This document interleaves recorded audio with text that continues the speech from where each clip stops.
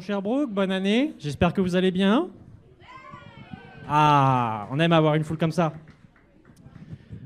Alors, on se retrouve ce soir pour le premier événement 2026 de Bistro Brain, donc la science de l'activité physique. On va avoir le plaisir donc d'avoir 5 présentations ce soir, exceptionnellement. J'ai une petite question avant qu'on commence. Est-ce qu'il y en a parmi vous, c'est votre premier Bistro Brain? Eh, vous êtes quand même assez nombreux. Bon, je vais vous faire une petite présentation rapidement de Bistro Brain. Qu'est-ce que c'est? Alors, Bistro Brain, en fait, c'est un OBNL qui existe depuis 2017. Et l'objectif de Bistro Brain, c'est de mêler donc science et plaisir via la diffusion, diffusion de la science et plaisir via, au bout du compte, ces soirées, comme vous pouvez la voir, mais aussi via la formation qu'on donne. On est aussi présent donc à Montréal et à Québec si jamais vous déménagez de Sherbrooke. Et si jamais vous n'allez pas dans ces villes-là, on est aussi présent sur YouTube. La plupart de nos événements sont enregistrés. Comme ça, vous allez pouvoir voir ou revoir les présentations que vous avez adorées sur Internet. Donc, comme j'ai dit un peu précédemment, on va avoir donc 5 présentations exceptionnellement ce soir. Donc, ça va être 5 présentations de 10 minutes. Et après, vous avez 3 à 4 minutes pour poser des questions. L'idée des soirées, c'est que ça soit aussi interactif. Donc, n'hésitez pas à aller poser vos questions aux différents présentateurs. Et aussi, soyez attentifs, parce qu'à la fin, on aura un quiz vis-à-vis des 5 présentations qui auront été données. Donc, n'hésitez pas donc à être attentif. Et il y a des prix, il y a 5 prix, si je ne dis pas de bêtises, 5 prix qui sont à gagner. Accessoirement, si vous voulez nous aider dans notre mission donc pour diffuser la science, n'hésitez pas à venir discuter avec les différentes personnes pour des futures collaborations. Ça nous fera toujours très très plaisir.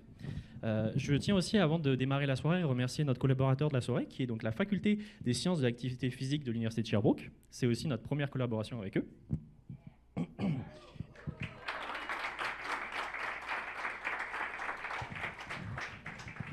Et je tiens à remercier aussi donc, nos commanditaires, la FEUS et le SARUS. Je vais maintenant inviter donc Pierre-Michel Bernier, qui est le vice-doyen à la recherche et aux études supérieures, donc à la faculté des sciences de l'activité physique, excusez-moi, pour nous donner quelques mots avant qu'on puisse commencer les présentations.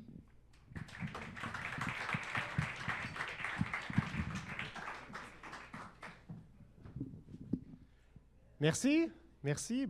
Bonsoir à tous et à toutes. Je vois beaucoup de monde de la faculté. Merci d'être là. Je vois aussi des gens qui sont encore à l'extérieur à faire la file, des gens du grand public. Donc, merci beaucoup d'être présents avec nous. Hein. C'est l'objectif, c'est de sortir la science et de l'emmener vers le grand public. Donc, l'objectif est atteint. La salle, on a une salle comble ce soir, donc je suis bien content de vous rencontrer tous. Donc, comme ça a été dit, je suis Pierre-Michel Bernier, vice-doyen, professeur à la faculté et vice-doyen à la recherche et aux études supérieures à la faculté des sciences de l'activité physique. Donc, on fait les choses en grand à l'Université de Sherbrooke. Hein, les sciences de l'activité physique disposent de leur propre faculté. C'est unique au Québec. Nous sommes la seule faculté au Québec à être exclusivement dédiée à l'étude des sciences du mouvement. Et donc, et je pense que ça fait écho à notre conviction que l'étude des sciences de l'activité physique et de la promotion des saines habitudes de vie, c'est essentiel pour le développement de la société. Ça nous place exactement au diapason des grands enjeux de société que sont la santé et l'éducation. Et la recherche à la faculté, elle est innovante, elle est interdisciplinaire. On étudie un large spectre de dimensions des sciences de l'activité physique et vous en aurez un bon aperçu ce soir. On s'intéresse autant à la santé physique qu'à la santé mentale, à la prévention qu'à la performance sportive de haut niveau. Et on étudie aussi les sciences de l'activité physique à différents niveaux d'analyse. Donc, il y a de la recherche fondamentale, mécanistique sur les processus biologiques qui supportent les effets favorables de l'exercice pour plusieurs fonctions biologiques. Et ça va jusqu'à la recherche translationnelle auprès des milieux de pratique, dans les écoles, avec des incidences même sur les décideurs et les politiques publiques au regard des politiques de santé et mieux-être. Donc, vous aurez, comme je l'ai évoqué, un bon aperçu de ce vaste éventail-là de recherche qui se fait à la faculté ce soir, donc avec 5 présentations. On entendra dans un premier temps le nouveau professeur à la faculté depuis 2025, Thomas Deshaies, qui nous parlera de thermorégulation, donc un sujet résolument brûlant de l'actualité. Il fallait placer des blagues. Donc, je me suis dit, ça c'est fait. On aura par la suite Maya Savard, qui nous parlera, qui nous ramènera sur les bancs d'école essentiellement, puis qui nous fera comprendre ou réaliser l'importance de l'activité physique dans l'école pour susciter la passion pour les saines habitudes de vie pour le sport. Par la suite, Jolan Guertin nous parlera des habitudes de vie des policiers, ces gens qui sont dévoués pour le public, mais qui font face aussi à des enjeux de santé par rapport à leurs propres habitudes de vie. On aura ensuite Lara Pomerleau-Fontaine qui nous parlera du revers de la médaille de la haute performance, c'est-à-dire les enjeux de santé mentale qui y sont associés. Et je reviendrai pour une présentation qui portera sur l'effet bénéfique de l'activité physique sur la neuroplasticité et l'apprentissage moteur. Donc, je vous remercie à tous et à toutes d'être là. Je remercie aussi les acteurs qui ont permis la mise en œuvre de cette journée, les gens de Bistro Brain et les collègues de la faculté qui ont travaillé pour que cet événement puisse avoir lieu. Je vous remercie d'être là. Profitez du moment. C'est un amalgame parfait entre la rigueur de la science et la bonne humeur d'un 5 à 7. Merci. Merci. Bon, il a un peu volé mon travail. Donc, pour la première présentation, on va avoir donc Thomas Deshaies, nouveau professeur donc, à la faculté des sciences de l'activité physique, mais aussi chercheur au centre de recherche sur le vieillissement, où il va poser la question où se situe vraiment notre limite face à la chaleur. Vous pouvez l'applaudir, s'il vous plaît.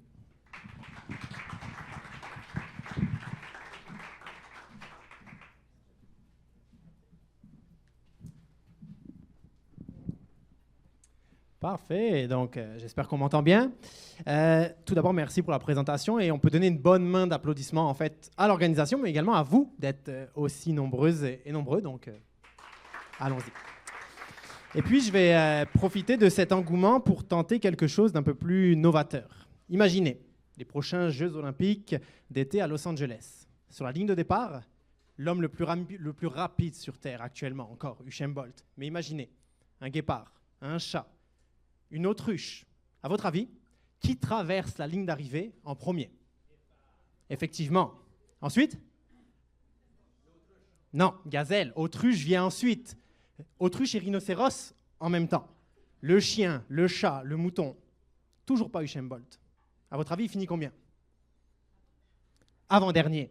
On peut se rassurer, au moins on finit quand même devant le cochon. Bon, vous l'avez compris, la vitesse, c'est pas notre qualité. Alors regardons d'autres épreuves aux Olympiques. Le saut en longueur? Non. Natation? Non plus. Alors à votre avis, c'est quoi notre qualité? À votre avis, à quelle épreuve olympique des espèces on pourrait gagner la médaille d'or? L'endurance, effectivement. Et à votre avis, pourquoi? Qu'est-ce qui fait en sorte qu'on est l'espèce sur Terre la plus endurante? Effectivement. Avec l'évolution humaine, on a développé une capacité incroyable à maintenir notre température corporelle à l'intérieur d'une plage qui est très, très, très étroite. Et ça, on est les seuls à être capables de le faire. Grâce à l'eau qui vient de l'organisme, on l'amène à la surface de la peau et par les glandes de sudation, elle s'évapore, elle nous refroidit. Oui, effectivement, on a des auréoles sous les bras, c'est pas agréable. Mais imaginez, le chat, le chien, ils sont obligés de sortir la langue pour que ça s'évapore et qu'ils thermorégulent. Pire, le rhinocéros, le cochon, l'hippopotame, ils se roulent dans la boîte, ils attendent que ça s'évapore pour thermoréguler. Mais pour vous compter à quel point on est chanceux, imaginez, certains oiseaux et insectes utilisent leurs excréments et régurgitent le contenu de leur estomac pour l'étaler sur eux et attendre que ça s'évapore. Donc on est d'accord, oui, quelques auréoles, mais c'est un des mécanismes les plus puissants. Le problème, c'est que cette sueur a de plus en plus de mal à s'évaporer. Comme vous voyez derrière moi ici, on voit toute une bande le long de l'équateur où on estime que d'ici la fin du siècle, 365 jours par an, ça deviendra invivable. Pourquoi? Eh bien tout simplement parce que la combinaison de température et d'humidité est tellement élevée que la sueur ne s'évapore pas. Et dans ce cas-là, votre température, au lieu de rester relativement stable, à un certain moment donné, elle va se mettre à augmenter de manière linéaire.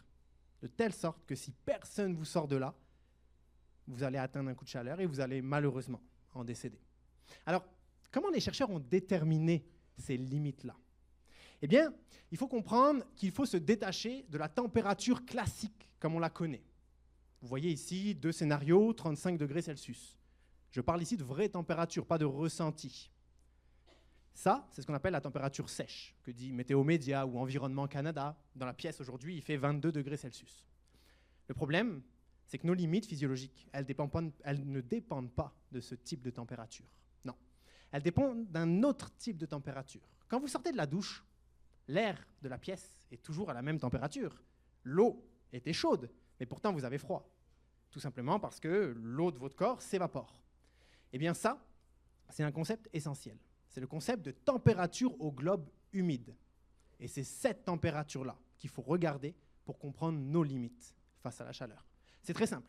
On a un thermomètre classique et un deuxième thermomètre qui, lui, a un petit linge humide imbibé d'eau. Si l'air est sec, l'eau du linge s'évapore et le thermomètre se refroidit et affiche 22 degrés Celsius, alors même que l'air est à 35 degrés Celsius. Dans un autre scénario, ce thermomètre-là, l'eau du petit linge, pourrait ne pas s'évaporer, de telle sorte que le thermomètre va afficher exactement la même température que l'air ambiant. Ça veut dire quoi? Tout simplement que l'air est tellement humide que votre sueur ne peut pas s'évaporer. Et ça, c'est le pire des scénarios. Cette température au globe humide de 35 degrés Celsius, c'est la théorie, c'est le seuil théorique qu'on a mis de l'avant comme étant notre limite humaine. Tout simplement pour une raison. Notre température de la peau, est-ce que vous savez à combien elle est? 32, 33, 34 degrés Celsius. Ça veut dire que si vous êtes dehors et qu'il fait 35 degrés Celsius et 100% d'humidité, la sueur ne s'évapore pas, il fait plus chaud que votre peau, et donc vous allez indéniablement vous réchauffer. Le problème, c'est que c'est de la théorie. Personne ne l'avait vraiment testé en laboratoire. J'ai un collègue à l'Université d'État de Pennsylvanie, il a pris 200 personnes de 18 à 90 ans. Imaginez, tout le monde ici dans la pièce. Et on s'en va dans une chambre climatique. Ce que vous voyez derrière moi, c'est la chambre climatique de mon laboratoire à l'Université de Sherbrooke. C'est une chambre où on vous enferme et on contrôle la température, l'humidité, les rayons du soleil, le vent, et vous pouvez faire de l'exercice. Eh bien, mon collègue, ce qu'il a fait, c'est qu'il a donné une petite pilule aux participants pour contrôler votre température corporelle. Et après ça, imaginez, il vous enferme dans la pièce et vous marchez sur le tapis roulant. Il fait chaud, mais c'est relativement sec. Et là, il commence à devenir sournois. La température va tout le temps rester identique, mais à chaque 5 minutes, il augmente progressivement l'humidité, de telle sorte que la température au globe humide va augmenter. Et qu'est-ce qu'il regarde? Il regarde à quel moment votre température, à chacun d'entre vous, va se mettre à casser, autrement dit, à augmenter. C'est votre limite physiologique. En fait, c'est un peu comme une partie de Guess Who. Vous savez, le jeu Qui est-ce? Le jeu où on doit deviner le personnage de mon adversaire en lui posant des questions. Est-ce qu'il a un chapeau? Est-ce qu'il a des lunettes? Si oui, on fait tomber les personnages. Eh bien, c'est exactement ce qui s'est passé.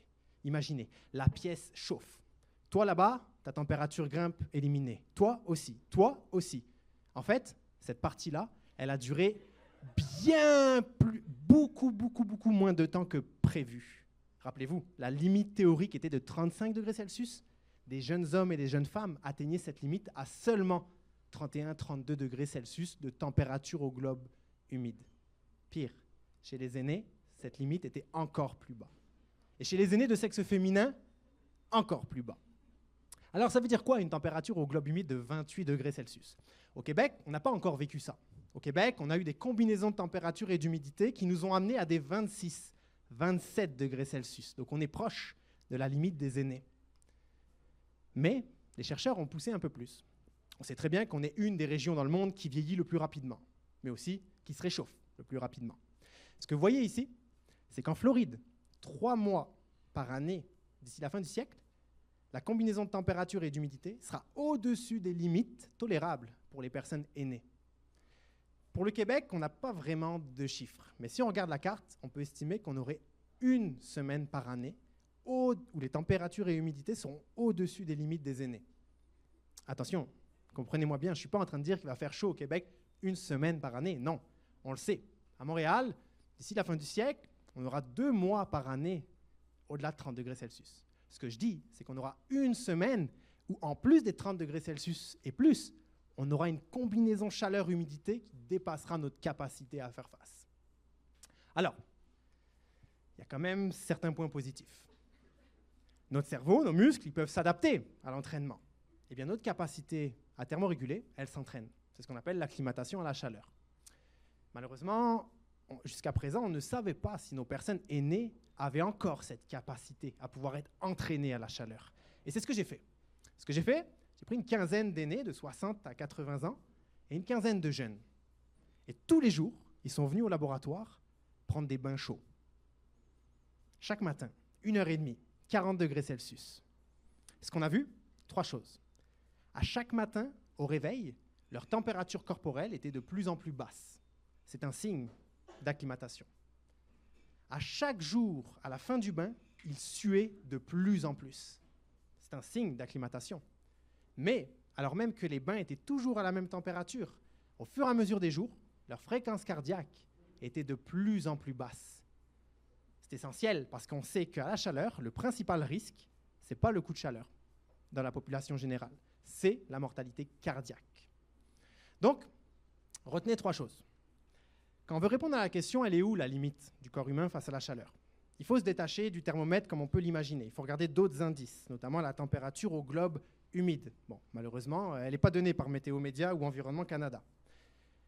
Mais la deuxième chose à retenir, c'est que cette limite-là, elle dépend de notre sexe, de notre âge, de l'intensité de l'exercice qu'on est en train de faire, mais malheureusement, elle est plus basse que ce qu'on avait pensé initialement. Mais la bonne nouvelle, c'est qu'on peut quand même l'entraîner. Il y a une quatrième chose à retenir. Quand il y a des journées où ça va moins bien à la sortie du travail, rappelez-vous au moins d'une chose, c'est qu'au 100 mètres, vous ne finissez pas dernier, au moins vous courez plus vite que le cochon. Merci.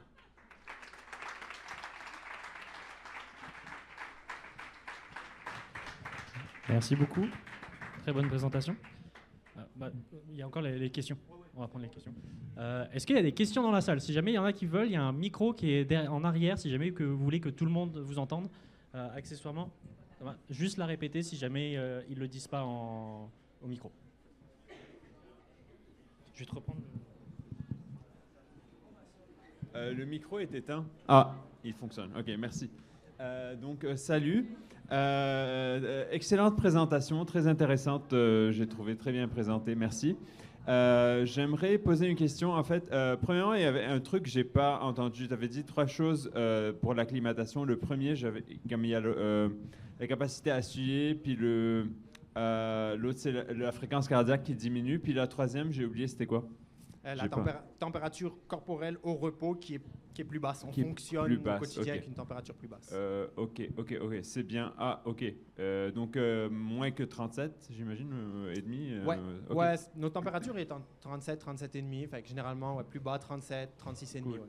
C'est sympa. Merci. Puis, en fait, moi, je me posais la question, en fait, quand l'étude a été faite, est-ce que c'était des personnes qui sont nées au Québec, disons? Parce que ce que je sais, c'est que les glandes sudoripares, il y a une façon, il y a quelque chose qu'on peut adapter, mais il y a aussi quelque chose qui, là où on est né, si on est par exemple né dans un désert ou des choses comme ça, on a déjà comme plus de glandes sudoripares développées, puis ça c'est quelque chose qu'on peut pas comme récupérer, là c'est comme dans la toute première partie de la vie. Oui, le nombre de glandes sudoripares, on le développe dès la naissance, puis ça va pas augmenter, là, sauf si on perd un membre ou si la peau est brûlée par exemple. Puis pareil, on ne peut pas augmenter le nombre de glandes sudoripares. On peut juste les rendre plus efficaces. Elles transpirent moins. Elles transpirent plus. Chaque glande transpire plus. Le problème de ça, c'est que oui, quand on est né dans un pays chaud, on a développé certaines adaptations. Mais si on vient immigrer au Québec, par exemple, et qu'on vit dans un environnement froid, comme toute bonne adaptation, si on arrête de s'entraîner, on va les perdre. Donc, il y a des études sur ça où on a amené des personnes qui, historiquement, viennent de pays chauds, et en fait, ils perdent progressivement cette capacité à être efficaces quand ils thermorégulent. Maintenant, ces gens-là, si on les remet dans des environnements chauds, ils vont regagner cette capacité à mieux thermoréguler plus rapidement. Mais, comme toute adaptation, ça se perd si on ne l'entraîne pas. Merci. Plaisir. On a le temps encore pour une question, voire 2, dépendamment de la longueur. Oui, bonjour. Merci pour la présentation, très intéressant. Moi, j'ai une question sur l'expérimentation. Là, comment vous mesurez? Vous avez dit que la sudation augmentait, mais comment vous mesurez ça, la sudation? Oui, alors il y a 2 choses. La première, c'est qu'on a des balances qui sont très, très, très précises. On vous pèse, donc le participant se pèse en privé, mettons nu, et après ça, après l'expérimentation, il refait la même chose. On sait combien il a bu, par exemple, on sait combien il a uriné. En fait, on mesure tout et on peut le déterminer. La deuxième chose, c'est que dans cette visite-là, on leur fait enfiler une combinaison chauffante de la tête aux pieds et on les fait chauffer. Et on installe sur le bras une petite capsule. Et dans le bras, on installe une petite aiguille qui enregistre l'activité nerveuse. Donc, ce que le cerveau envoie vers la glande de sueur pour qu'elle s'active. Et cette capsule-là, c'est très simple, ce qu'elle fait, c'est qu'on envoie de l'air dedans, puis la sueur va être évaporée. Elle va être mesurée par un appareil qui est juste au-dessus. Fait qu'on est capable de quantifier la quantité de sueur qui est produite à un endroit précis, puis même à quel moment elle se déclenche grâce à ce setup-là. On a le temps pour une petite dernière question? Oui, j'ai bien compris votre température de référence à 35 degrés, le maximum qu'on peut supporter. J'ai moins bien compris l'autre température à laquelle vous faisiez référence. Et cette température-là que je n'ai pas compris, pouvez-vous me la situer au niveau de la météo qu'on nous donne, qui est la température extérieure, et le ressenti quand il y a énormément d'humidité, ça devient mêlant. Ouais. Je n'ai pas compris. Non, je suis d'accord avec vous. En fait, par exemple, on est très chauvin au Québec et au Canada, on utilise l'humidex. En fait, c'est un des pires indices. L'humidex, physiologiquement, c'est un mélange de température en Celsius puis de pourcentage. Fait que ça veut vraiment rien dire, l'humidex. Puis d'ailleurs, si vous regardez bien, l'humidex n'a pas d'indice, n'a pas d'unité. Si on met un Celsius derrière, on se trompe. L'humidex n'a pas d'unité. C'est juste une échelle qui nous dit si c'est plus ou moins désagréable. Donc, c'est pour ça qu'il faut se tourner vers d'autres températures, et donc celles que j'ai citées. Celle que j'ai citée, ce qui est intéressant, c'est qu'elle prend en compte à la fois la température de l'environnement, mais la capacité de l'eau à s'évaporer. C'est pour ça qu'il est très, très utile, ce thermomètre-là. Malheureusement, pour l'instant, Santé Canada, Environnement Canada n'utilise pas encore ça parce qu'on utilise encore l'humidex. Mais dans d'autres régions du monde, on commence plus à utiliser ce que j'ai mentionné. Maintenant, c'est très, très simple. Il y a des chartes, des tableaux qui existent. On peut utiliser la température classique et l'humidité en pourcentage, qui va donner l'équivalent de ce que moi, je vous ai présenté aujourd'hui. Parce que ça, on a toujours le pourcentage. Voilà, ça, le pourcentage, on l'a. Fait qu'avec ChatGPT ou un peu de connaissances, on peut le calculer nous-mêmes. Merci beaucoup.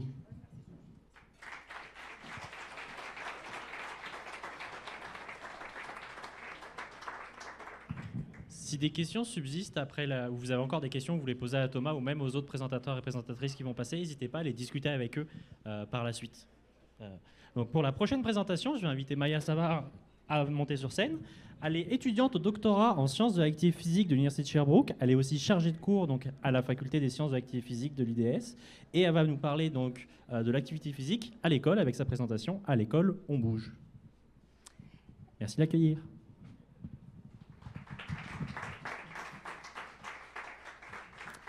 Bonjour tout le monde, merci pour l'introduction. Donc, avant même que je commence ma présentation, je vais vous faire bouger un petit peu, puisque c'est le thème de ma présentation, et je demanderai à tout le monde de se lever debout, s'il vous plaît, sans échapper votre bière. Inquiétez-vous pas, on ne fera pas des squats ou des jumping jacks. Je vais tout simplement demander à toutes les personnes qui ont fait 60 minutes d'activité physique hier de rester debout. Les autres, asseyez-vous. Donc, si vous n'avez pas fait 1 heure d'activité physique hier, asseyez-vous, s'il vous plaît. OK, vous êtes quand même bon. Si je repose la question, mais pour aujourd'hui, y en a-tu qui se baissent? OK. Alors, les personnes qui sont debout en ce moment, vous êtes les heureux élus. Chez les enfants de 5 à 12 ans, vous faites partie du 52 % des jeunes qui respectent les recommandations canadiennes en matière d'activité physique, qui sont de faire 60 minutes d'activité physique par jour. Vous pouvez vous asseoir. Si vous étiez maintenant un jeune du secondaire, donc vous vieillissez, vous êtes rendu plus vieux, malheureusement, cette statistique-là descend drastiquement et ça représente seulement 21 % des jeunes au secondaire qui font assez d'activité physique par jour. Ça, c'est seulement 6 élèves sur 30 qui bougent assez. Ou dans la salle, on est à peu près 100 et plus. Ça représenterait que 20 personnes qui rencontrent les recommandations canadiennes en matière d'activité physique. Donc, on s'entend, on a à peine la moitié de nos jeunes au primaire qui bougent assez et on a drastiquement peu de jeunes au secondaire qui rencontrent les recommandations. C'est des stats qui sont vraiment dramatiques, mais heureusement pour vous, heureusement pour nous et heureusement pour les jeunes, la chaire de recherche Kino Québec existe. Et la chaire de recherche, heureusement pour moi, m'engage depuis 2021 sur leur projet. Donc, merci à mon budget et merci pour l'expérience qu'ils me donnent. Et donc, je suis bien placée ce soir, pas la mieux placée, mais bien placée pour vous parler de projets que la chaire fait pour contrer ces statistiques-là, pour rendre les jeunes plus actifs en contexte scolaire. La chaire elle a 3 grands objectifs. Aujourd'hui, on s'intéresse juste au premier, qui est, en fait, de soutenir l'adoption d'un mode de vie actif en milieu scolaire. Pourquoi en milieu scolaire? Vous n'allez pas étonner de ça, mais on passe la majorité de notre enfance à l'école. On passe la majorité de nos semaines là, donc ça fait que l'école est un contexte adéquat pour mettre en place des occasions de pratiquer l'activité physique. Vous vous rappelez, il y a les cours d'éducation physique, il y a les récréations dans lesquelles les enfants bougent, mais est-ce qu'il y a d'autres occasions pour que nos élèves fassent actuellement leurs 60 minutes d'activité physique par jour? Et pourquoi l'activité physique? Ça aussi, c'est sans surprise pour vous. L'activité physique, c'est bon pour la santé. Mais ce n'est pas juste bon pour la santé, c'est bon aussi pour la réussite éducative. Donc, on le sait, les élèves qui font de l'activité physique d'intensité modérée à élevée sont plus disposés aux apprentissages parce qu'ils sont plus concentrés et donc, ça peut augmenter leur chance d'avoir de la réussite à l'école. Fait que c'est plein d'arguments pour mettre de l'activité physique à l'école puis pour empêcher que nos jeunes restent assis pendant 8 heures. Un projet qui avait comme mission que nos jeunes bougent plus, un projet pour lequel j'ai travaillé comme auxiliaire, c'est la mesure 15023 à l'école on bouge. La mesure 15023, en fait, c'est une mesure qui a été créée par le gouvernement en 2017 qui consistait très vulgarisé, très globalement, à donner du cash aux écoles puis à dire « arrangez-vous pour qu'ils bougent pendant 60 minutes ». Ça, c'était l'année 1. Évidemment, la mesure elle a évolué à travers le temps, puis je vais vous expliquer tantôt comment la chaire a aidé à ce que la mesure évolue et à ce que la mesure ait des impacts réels sur les élèves. Le rôle de la chaire, concrètement, ce qu'on avait à faire, c'était documenter les retombées de cette mesure-là. Donc, c'était quoi les obstacles? C'est quoi qui faisait qu'elle fonctionnait pas? Comment on fait pour la mettre en place dans les écoles? Et surtout, produire des beaux rapports qu'on envoyait au gouvernement à chaque année en leur disant « voici les recommandations, voici comment vous pourrez faire mieux avec cette mesure-là, voici qu'est-ce qu'on pourrait faire de différent. » Ça a été une très longue collecte sur 5 ans. Donc, un très gros projet où est-ce qu'on a interviewé des enseignants sur le terrain. On a même parlé aux élèves pour avoir leur opinion. Est-ce que vous aimez ça, l'activité physique? C'est quoi les impacts que ça a sur votre apprentissage?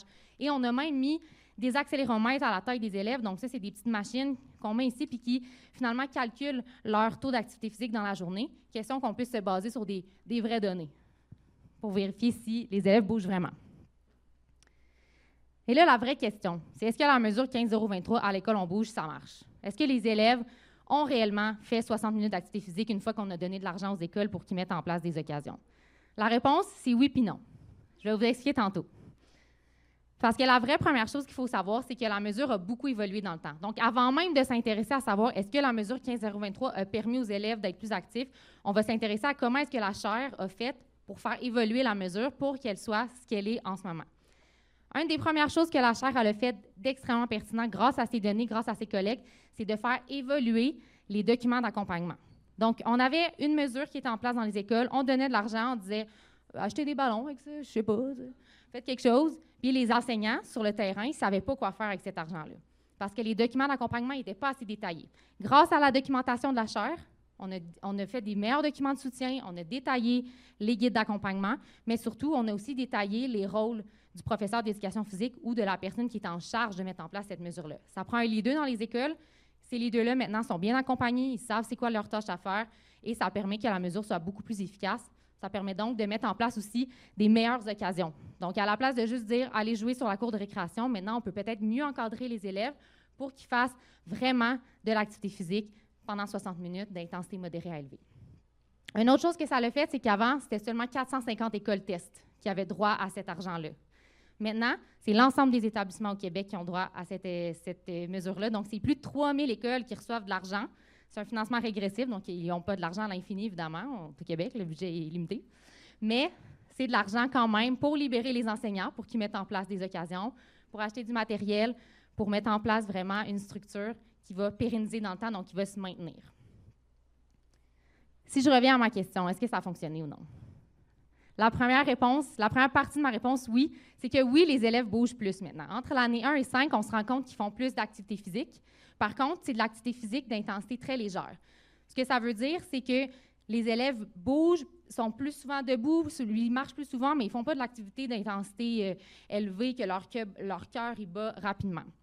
Ce qu'on remarque aussi, qui est très positif, c'est qu'ils sont moins sédentaires. Donc, entre l'année 1 et 5 de la collecte, les élèves sont moins assis. Ça surprend personne, mais c'est très positif. Donc, on veut que nos élèves soient plus actifs. Et finalement, pour la portion non de ma réponse, c'est que malheureusement, il n'y a aucun changement qui a été observé pour l'activité physique d'intensité modérée à élevée. Donc, ce que ça veut réellement dire, c'est que la mesure a des impacts positifs.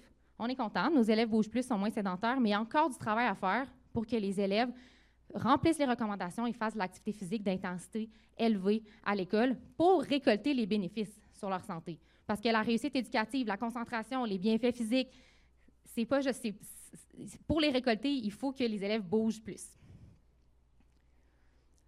La mesure 15,23 par contre, ce n'est pas le seul projet que la Chaire met en place. Donc, il y a espoir encore qu'on atteigne les recommandations canadiennes en matière d'activité physique parce que la Chaire a travaillé avec plus de 30 partenaires qui ont tous la même mission à cœur de rendre les jeunes actifs, que ce soit des partenaires au gouvernement, que ce soit des OBNL, que ce soit des chaires universitaires. Ces collaborations-là ont tous le même but, rendre les jeunes plus actifs. Donc, on va y arriver un jour.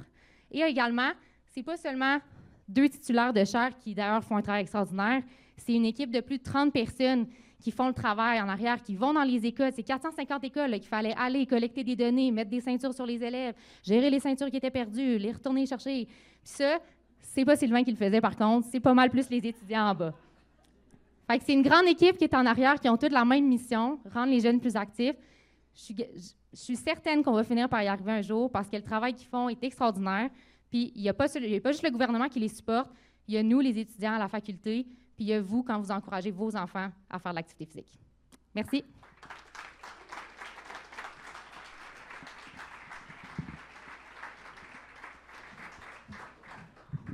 Merci pour la présentation. Ouais, je te reprends ça. Est-ce qu'il y a des questions dans la salle? Il y a toujours le micro en arrière si jamais vous voulez vous faire entendre. Si jamais vous ne pouvez pas y aller, Maya, je t'invite juste à répéter les questions pour que tout le monde entende bien. C'est bon. Oui.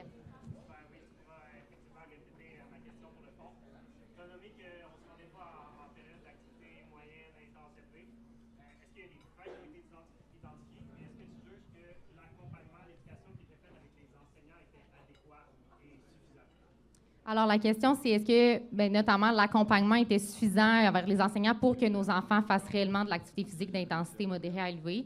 La réponse que je peux te donner, c'est que l'accompagnement a évolué à travers le temps. Donc, les titulaires à l'année 1, par exemple, un titulaire de classe qui n'a pas la même éducation qu'un prof d'éducation physique, n'avait pas nécessairement l'accompagnement nécessaire ou les connaissances nécessaires. Maintenant, à l'année 5, ou maintenant même que la mesure se continue, l'idée ou l'espoir qu'on a, c'est que ces titulaires-là de classe ou les personnes qui n'ont pas les connaissances sachent faire la différence entre une activité légère versus une activité où est-ce que le cœur se met à battre vraiment rapidement. Donc, c'est l'espoir que j'ai. Après, je n'ai pas les données par rapport à ça. Je serais curieuse, moi aussi. Oui. Dans le fond, vous travaillez avec les titulaires qui sont déjà dans les milieux. Comment vous travaillez avec les facultés qui forment les prochains titulaires pour que les bonnes pratiques soient mises en place et qui arrivent prêts à pérenniser ce que vous avez travaillé? La question, c'est comment est-ce qu'on travaille avec les facultés pour former les futurs profs d'éduc et futurs titulaires, là. Pour ce qui est des titulaires, je ne sais pas si le projet s'est rendu jusqu'à leur formation initiale. Pour ce qui est des enseignants en éducation physique, je sais qu'à la faculté, on offre un cours qui est un cours d'accompagnement finalement sur comment mettre en place ces occasions-là de pratiquer l'activité physique en milieu scolaire autre que ce qui se passe à l'intérieur même du cours d'éducation physique, comment mettre en place des initiatives de C3, notre compétence 3 qui a adopté des saines habitudes de vie. Donc, je sais qu'à la FASAP, c'est fait en formation initiale. J'ose croire que dans les autres universités, ils le font aussi en éducation physique. Ça serait peut-être Sylvain qui pourrait te répondre. Puis sinon, pour les titulaires, je ne sais pas. Fait que Sylvain, je ne sais pas si tu as la réponse.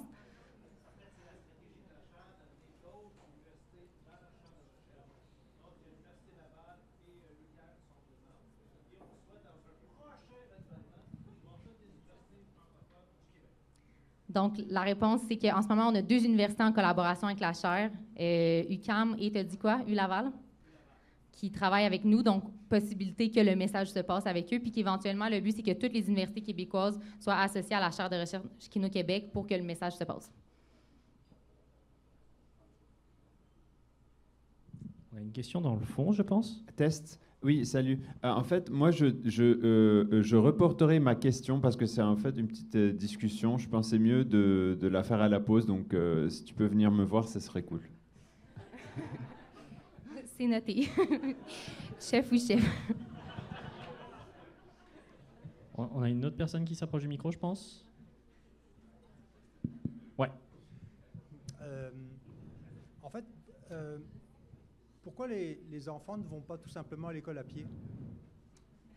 Ça, c'est donc, pourquoi les enfants ne viennent pas tout simplement à l'école à pied, ça fait partie des barrières à l'activité physique. Donc, est-ce que tous les enfants ont accès, par exemple, à une route sécuritaire pour se rendre à l'école à pied? Est-ce qu'ils sont assez proches de leurs écoles? C'est pas le cas pour la plupart. Le rayon, il s'agrandit. Les élèves ne sont pas nécessairement dans un rayon assez proche pour y aller à pied. L'autre chose, est-ce que c'est tous les élèves qui ont accès à un vélo? Non, c'est un privilège d'avoir un vélo. Il y en a plusieurs qui n'ont pas accès à ça, autant au plan socio-économique qu'au plan culturel aussi. Donc, le transport actif, c'est une solution. Pour rendre nos élèves plus actifs. C'est quelque chose qui est valorisé à travers la compétence 3, adopter un mode de vie sain et actif, donc une de nos compétences comme enseignant d'éducation physique et à la santé. Donc, il y a certains enseignants, je sais, dans les écoles qui vont même enseigner ou donner des vélos pour les élèves, mais c'est une barrière à l'activité physique parce que c'est pas accessible à tout le monde de faire du transport actif. Mais c'est valorisé et encouragé. Ça coûte pas cher marcher. Hein? Comment? Ça ne coûte pas cher marcher. Ça coûte pas cher, mais des fois, marcher 1 heure pour aller à l'école, je pense que c'est pas nécessairement réaliste.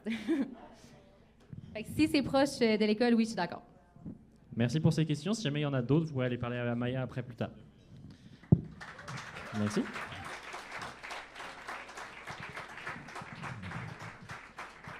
Pour la 3e présentation avant la pause, on va accueillir Jolin Guertin qui est en train de poursuivre ses études à la maîtrise tout en enseignant donc en éducation physique et à la santé au Cégep de Sherbrooke. Il pratique aussi le judo depuis l'âge de 5 ans, en plus d'être un amateur de plein air et un grand fan de la série The Office. J'espère qu'il y a des références dans ta diapo. Vous allez voir Ok. dans la présentation. Et il va donc nous parler des habitudes de vie des policiers, un portrait peu favorable. Merci de l'accueillir. Merci pour la présentation. Donc, avant de débuter ma présentation, je vous propose... Merci à mes personnes supportrices aujourd'hui présentes. Avant de commencer ma présentation, je vous propose en fait une mise en situation. Imaginez que vous êtes un policier ou une policière. Il est environ 3h30 du matin. Vous êtes dans votre voiture de patrouille. Vous êtes en train de réaliser le 2e quart de travail de votre journée. La journée est longue, mais elle finit bientôt. La nuit, elle a été relativement tranquille à Sherbrooke. Donc, ça doit faire au moins 5-6 heures que vous n'êtes pas sorti de votre véhicule. Là, vous sillonnez tranquillement, pas vite, les rues dans Sherbrooke. Soudainement, oh yes, j'étais comme pas sûr si ça allait marcher. Soudainement, vous recevez un appel de la centrale. Dans le fond, c'est la répartitrice qui vous dit « Vous devez vous rendre rapidement au Boc-et-Bière ». Dans le fond, il y a une altercation à la sortie du bar. Il y a plusieurs personnes d'impliquées. Vous devez arriver rapidement à être prêt à intervenir. Ma question pour vous autres, quel genre de policier vous êtes dans cette situation-là? Est-ce que vous êtes le policier numéro 1? Pour les fans de The Office, vous êtes Dwight. Dwight, il est calme, posé, prêt à intervenir, prêt à sauter dans l'action. Ceux qui pensent qu'ils sont comme Dwight, levez la main. On en a quelques braves, parfait. Mais pas grand monde. Maintenant, ceux qui pensent qu'ils sont davantage comme Mike dans The Office, cernés, fatigués, ça fait 5-6 heures que vous êtes dans votre voiture, vous n'êtes pas sorti, vous êtes courbaturé un peu, il n'y a plus de position confortable, vous n'avez pas nécessairement le goût de vous lancer dans l'action puis de séparer des personnes. Puis en plus de ça, vous êtes formé pour faire ces tâches-là, mais vous ne les faites pas souvent. Fait que la tête, elle spinne un petit peu, tranquillement, pas vite. Vous avez des appréhensions, vous n'avez pas nécessairement le goût de faire ça. Qui pense qu'il serait davantage comme Mike? Levez la main. OK, parfait. Je vous rassure, en fait, personne ne devrait avoir à faire ça à la fin du Bistro Brain. J'anticipe pas une émeute à la fin.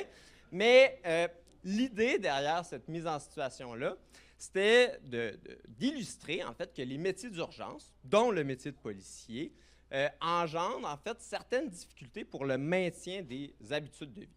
Puis pour être sûr qu'on soit tous sur la même longueur d'onde, qu'est-ce que j'entends par des habitudes de vie? En fait, c'est soit des actions ou des comportements que vous avez intégrés à votre quotidien et qui caractérisent votre façon de vivre.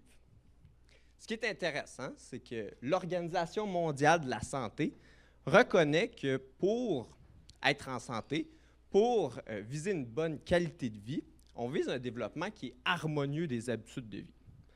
Là, vous allez peut-être me dire, qu'est-ce que ça veut dire, un développement harmonieux?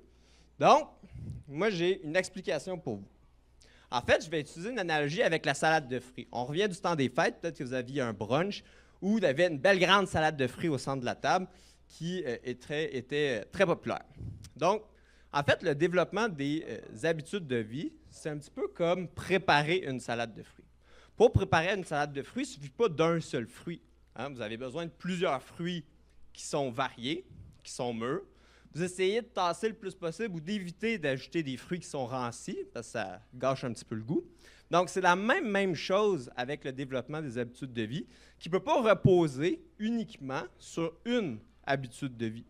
Vous devez développer une panoplie d'habitudes qui sont saines, par exemple la pratique d'activité physique, un sommeil de qualité, une gestion de stress, puis vous devez essayer de limiter au plus possible des habitudes de vie qui sont plus néfastes. Par exemple, la consommation excessive d'alcool. Aujourd'hui, ça ne compte pas, on est au bac et bière, c'est correct. Mais sinon, consommation de drogue, de tabac, ainsi de suite. Donc, on sait que les exigences de la profession affectent les habitudes de vie des policiers, mais ça affecte également leur santé. Dans le cadre de mon projet de maîtrise, moi, je m'intéresse à 3 habitudes de vie plus particulières auprès des policiers de la ville de Sherbrooke. Je m'intéresse à la pratique d'activité physique, à la qualité du sommeil et au niveau de stress perçu. Donc, ce que je vous propose, c'est qu'on regarde l'écart qui existe entre ces habitudes de vie avant leur insertion professionnelle et après leur insertion professionnelle pour voir tout l'impact que leur emploi a sur leur santé. Donc, avant leur insertion professionnelle, quand ils sont étudiants, en fait, près de 95% des policiers respectent les recommandations canadiennes de pratique d'activité physique par semaine. C'est la même chose, la très grande majorité des policiers considèrent avoir, ou des candidats à la profession policière, considèrent avoir une bonne qualité du sommeil. Et finalement, dans le fond, leur niveau de stress perçu est considéré comme modéré. Donc, globalement, quand on regarde ce portrait-là, c'est des individus qui sont en santé, donc qui ressemblent pas mal plus au policier numéro 1 que je vous ai présenté tantôt, hein, qui sont prêts à foncer dans l'action. Après leur insertion professionnelle, par contre, ce qu'on constate, c'est que c'est seulement 30% des policiers qui respectent les recommandations de pratique d'activité physique. Tantôt, on était à 95%. Ensuite de ça, 1 policier sur 2 rapporte avoir un sommeil de qualité.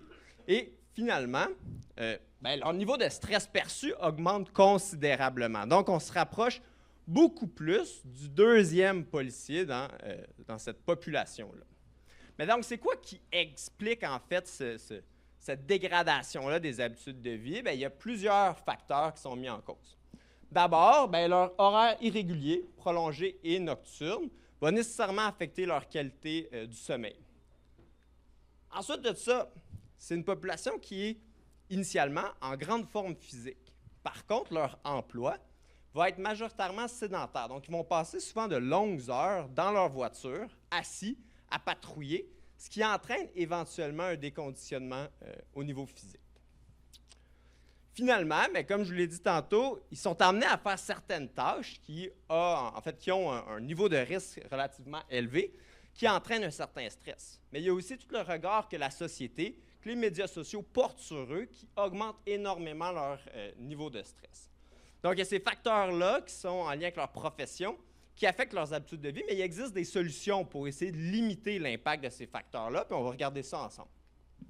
Et juste avant, dans le fond, mea culpa, je vous ai menti tantôt, ça n'a pas paru, hein? En fait, je vous ai menti oui et non. En fait, c'était peut-être un manque de nuances, où je vous ai dit, c'est important, l'Organisation mondiale le dit, de faire un développement harmonieux des habitudes de vie. C'est vrai, mais je vais prêcher pour ma paroisse en disant que l'activité physique, en fait, semble protéger contre un stress perçu qui est élevé et un sommeil ou un sommeil qui est de mauvaise qualité. Et là, je vais vous expliquer, en fait, petite parenthèse anatomique, ça ne durera pas très longtemps. Donc, l'hypothalamus, cette petite section-là dans le cerveau, est le centre de commande à la fois pour la régulation du sommeil et la régulation de certaines réponses au stress. Qu'est-ce que ça fait? C'est que dans une situation où on a une mauvaise qualité du sommeil, on va également observer des répercussions sur le stress. Donc, le stress perçu augmente et la santé mentale est altérée. Inversement, quand le niveau de stress perçu augmente, ben, on voit l'apparition de troubles du sommeil, ce qui fait un certain cercle vicieux qui, ultimement, entraîne des symptômes d'épuisement professionnel, d'anxiété, de dépression et d'abandon de la profession. Par contre, il y a l'activité physique qui, elle, malgré que les policiers aient une mauvaise qualité du sommeil, vient rompre ce cercle vicieux-là. Et ce qu'on voit, en fait, c'est que c'est des réponses physiologiques au stress qui sont beaucoup plus normales, malgré une qualité du sommeil qui est plus difficile chez les policiers en raison des exigences de l'emploi. C'est donc, en fait, l'activité physique représente donc un levier super important pour leur santé. Alors, en conclusion, en fait, qu'est-ce que vous pouvez retirer de cette présentation-là? On est à la période des résolutions pour l'année 2026, en espérant que vous ne les avez pas déjà abandonnées. Dans le fond, gardez en tête que si vous avez des résolutions qui concernent votre santé, pensez à la salade de fruits en essayant de faire un développement qui est harmonieux de vos habitudes de vie. Par contre, on garde une petite pensée pour l'activité physique qui peut être incorporée de différentes façons dans votre quotidien, tant dans vos déplacements que dans vos loisirs ou à votre travail. Et quand elle est faite de façon suffisamment régulière, bien, peut avoir des répercussions sur d'autres habitudes de vie et donc favoriser votre santé. Merci beaucoup.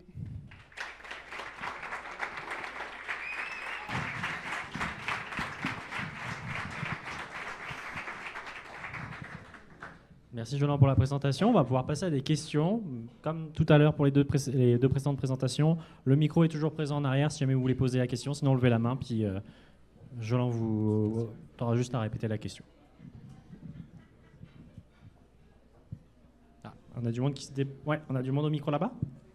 Salut, je me demandais comment ça peut s'insérer dans le quotidien des policiers, tu sais, justement, est-ce que la réponse est plus personnelle ou plus structurelle, dans le sens où tu fais des chiffres de nuit, des 12 heures pendant 6 jours de suite, ben ça se peut que tu n'aies pas le temps de faire 1 heure d'activité par jour, tu sais, fait que est-ce que la réponse est personnelle, individuelle ou plus structurelle? Donc, très bonne question. En fait, ben, c'est sûr que c'est une réponse qui est complexe. Fait que pour certains, en effet, ça va être très personnel. Mais ce qui est intéressant, c'est qu'il y a plusieurs organisations policières qui ont l'initiative de proposer à leurs organisations de l'activité physique, des programmes d'activité physique qui se font à même les installations. Donc, pour ces policiers-là qui sont des fois emmenés à passer beaucoup de temps sur les lieux de travail, bien, ça peut être un élément qui peut être facilitant là, à cet effet-là. Ouais. On a encore le temps pour 1 à 2 questions.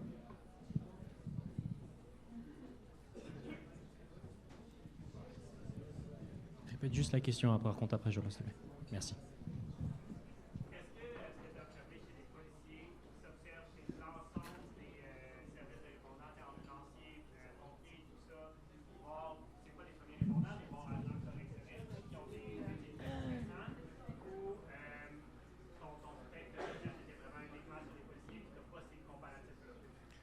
Donc, la question était de savoir si, dans le fond, ces habitudes de vie-là peuvent ou sont présentes également dans d'autres spectres de professions en lien avec les métiers d'urgence, comme par exemple agents correctionnels, pompiers, ambulancières, ainsi de suite.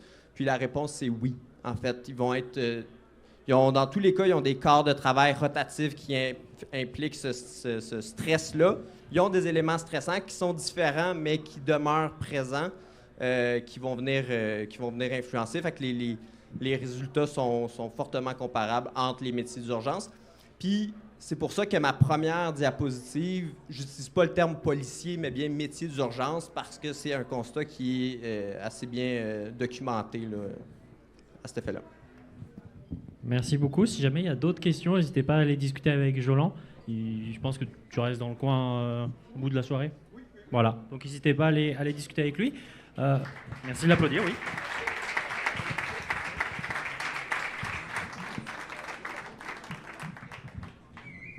Je vois qu'il y a beaucoup de verres qui sont vides, donc on va prendre une petite pause de 10 minutes pour que vous puissiez aller remplir vos verres et au pire aussi de commander de la nourriture si vous avez faim. Il est 18h02, on va se retrouver dans 10 minutes, donc à 18h12 pour les 2 dernières présentations de la soirée. Je vous remercie. Rebonsoir Sherbrooke. J'espère que vous êtes prêts pour la deuxième partie de cette soirée. J'espère que vous avez aussi pu remplir vos anses de bière et autres. Juste attendre que vous asseyez pour continuer. Donc, pour notre 4e présentation de la soirée, on va accueillir Lara Pomerleau-Fontaine, qui est donc candidate au doctorat à la Faculté des sciences de l'activité physique de l'Université de Sherbrooke. Elle est aussi consultante en performance mentale certifiée et travaille au sein des équipes collégiales et universitaires de Sherbrooke, ainsi qu'à l'Institut national du sport de Québec. Elle va nous parler donc du développement des athlètes et le revers de la médaille. Merci d'accueillir Lara, s'il vous plaît.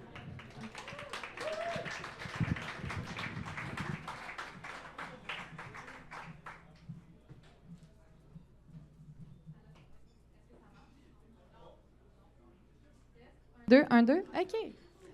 Les chanceux, vous allez m'entendre. Alors, bonsoir tout le monde.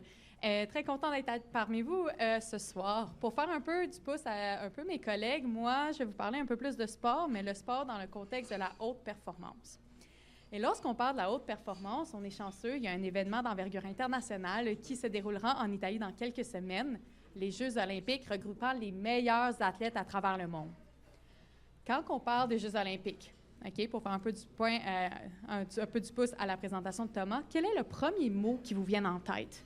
À part régulation physiologique. Quel est le premier mot qui vous vient en tête? Jeux olympiques. Performance. Médaille. Moi, personnellement, les premiers mots qui me viennent en tête, c'est toujours le fameux mot « wow ». On le sait, OK? Puis ça, c'est un constat qu'on a parlé tantôt, c'est le fait que le sport, c'est bon, OK? Ça développe les enfants, comme tantôt Maya parlait, ça apporte vraiment plein de bienfaits dans notre vie. Mais quand on arrive dans des événements internationaux de sport, on arrive puis on fait un switch et qu'est-ce qui nous impressionne? C'est les performances. Pensons notamment... Oh. Test. 1, 2, 1, 2.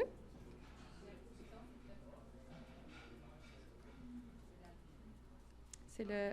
Ah, juste ici. Et voilà. Oh. Et voilà.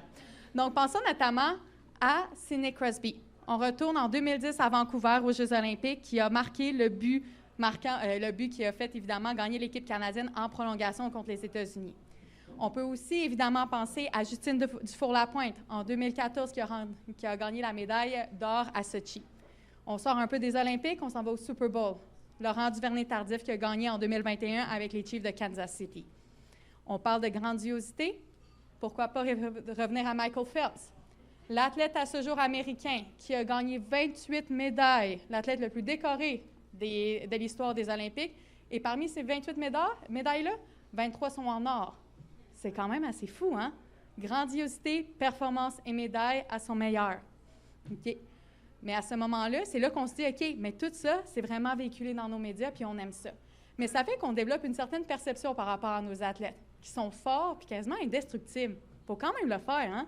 Puis ils dégagent quasiment cette aura-là, qui sont un peu vraiment difficiles à s'identifier, puis que ça fait que c'est vraiment impressionnant de la vision du grand public. Puis, je vais vous le donner, les athlètes, ils travaillent fort. 4 ans, 8 ans, 12 ans, dépendant du cycle olympique. Ils travaillent fort puis sont disciplinés.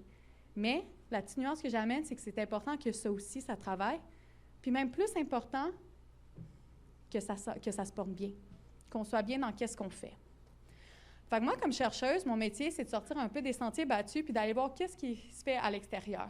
Puis comme consultante en performance mentale, j'ai la chance d'être sur le terrain à travers le sport de la haute performance ainsi que provincial. Puis qu'est-ce qu'on remarque, en effet, c'est qu'il y aurait peut-être un revers de la médaille à cette performance-là. Et qu'est-ce qu'on remarque plus spécifiquement, c'est que les athlètes rapportent des troubles de santé mentale. Il y a évidemment des athlètes qui rapportent évidemment aussi des diagnostics et même des cas d'abus dans leur sport. Puis ce que je vous partage, en fait, OK, oui, effectivement, c'est un peu mon expérience personnelle, mais ça va au-delà de mon expérience personnelle. Regardez sur les réseaux sociaux, des témoignages, que ce soit de Michael Phelps lui-même, OK, et que ça l'a aussi au niveau des études scientifiques qui démontrent que les athlètes ne sont pas immunisés contre les troubles de santé mentale. Donc, à ce moment-là, nous, on s'est dit, OK, bon, là, on va aller voir qu'est-ce qui se passe au Québec. Puis, nos résultats vont à l'encontre de la croyance populaire, du sens que il nous est venu importer la question, est-ce que le sport protège réellement nos athlètes contre les symptômes de troubles de santé mentale? Et comme je vous parlais, on est allé réaliser une étude au Québec qui démontrait en effet un peu que les athlètes présentent des troubles de santé mentale. Notamment, 20 de notre échantillon a rapporté avoir des symptômes cliniques de la dépression, 20 des symptômes d'anxiété. Et pour vous mettre un peu en comparatif, ce taux est similaire à la population générale. Donc, qu'est-ce que ça veut dire, ça? Puis, je veux vraiment peser mes mots. C'est comme je disais au début de la présentation, c'est que le sport, c'est bon. Mais que malgré les bienfaits du sport, nos athlètes présentent le même taux de troubles de santé mentale que la population générale. Pourquoi? Malgré le fait qu'ils s'entraînent à tous les jours. Donc, avec notre équipe de recherche, on est allé à la pêche. On est allé voir pourquoi. Puis à ce moment-là, on est évidemment, comme chercheur, on regarde plusieurs hypothèses, puis on est allé s'attarder un peu plus du côté du niveau de la dureté mentale. Est-ce que ça ne serait pas un peu plus le fait qu'on doit se pousser et gagner à tout prix? Est-ce que c'est un peu la normalisation de se pousser pour la médaille qui viendrait peut-être un peu expliquer ces symptômes-là? Encore une fois, ce ne sont des hypothèses, puis il fallait un peu aller vérifier. Puis qu'est-ce qu'on a trouvé, en fait? OK? C'est que nos athlètes vivent de l'abus. Que ce soit au niveau d'une figure d'autorité, que ce soit coach, parent, masso, physio dans le sport, et également que ce soit des coéquipiers, comme par exemple qui sont dans leur équipe ou à l'extérieur de leur environnement sportif. Qu'est-ce que je veux dire par là? C'est que la violence qui est associée à aller par une figure d'autorité est associée à des augmentations de troubles de santé mentale. En main levée, est-ce qu'il y en a qui sont surpris de ça? Pas beaucoup? Mais écoute, j'étais un peu pareil, je n'étais pas tant surprise. Mais après, c'est pourquoi? Parce qu'on les aime, nos athlètes. On veut qu'ils réussissent, c'est une fierté nationale. Le but de Sidney Crosby en 2010, je m'en rappelle encore, puis c'est 16 ans plus tard. Pourquoi? Mais en fait, puis ça, on le voit vraiment clairement, c'est qu'on a tendance vraiment à normaliser le fait d'utiliser la violence psychologique à des fins de performance encore aujourd'hui en 2026. On a tendance à normaliser le fait de crier, d'humilier, d'ignorer et de négliger des athlètes à des fins de dire, OK, mais ça va le motiver, puis il va se pousser pour aller atteindre des objectifs. Puis à ce moment-là, c'est là de se dire, OK, mais est-ce que c'est vraiment ça qu'on veut pour nos athlètes ici au Québec? D'un autre côté, on a observé en fait que l'utilisation des habiletés de performance mentale. Les habiletés de performance mentale, c'est quoi? C'est en fait la capacité des athlètes à utiliser des outils psychologiques, comme par exemple le contrôle de l'attention, la résilience, la confiance, le dialogue interne, la visualisation, d'utiliser ces outils-là à des fins de performance. Ce qui est un peu mon travail. Moi, je travaille sur le terrain pour aider les athlètes à développer ces performances-là dans leur milieu sportif.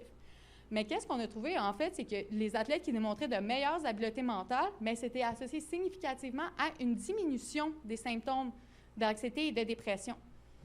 Pour moi, de mon côté, c'était vraiment ça coche. Comme consultante, c'est vraiment ça qu'on veut. J'étais prête à me dire, OK, les habiletés de performance mentale, c'est quelque chose qu'on veut mettre de l'avant, ça doit causer une diminution des troubles de santé mentale.